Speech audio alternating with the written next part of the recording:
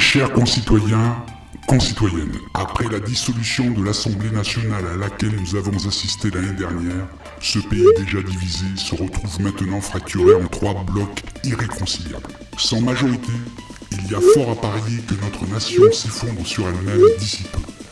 Avec une extrême gauche fantasmant l'homme nouveau, issu de la révolution bolchevique, un hypercentre atrophié et progressiste, une droite aussi pleutre que stupide, qui le destin désignera-t-il pour extraire Excalibur?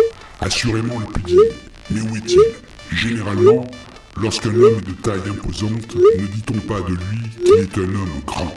Mais lorsque l'adjectif est antéposé au substantif, il désigne un personnage d'une toute autre nature. De surcroît, s'il possède en plus un esprit qui le porte au sacrifice. Rares sont ceux qui peuvent se prévaloir d'un tel titre. Et plus encore, quand l'antéposition est suivie d'une postposition, un grand homme grand. Car ici, l'homme est à la fois grand par la vertu et par la taille. On comprend mieux, maintenant, que depuis le décès du général de Gaulle, personne n'ait pu la retirer. Et pourtant, beaucoup s'y sont essayés. Mais le costume étant trop grand, si empêtrant tous, il n'est pas surprenant que personne n'y soit parvenu.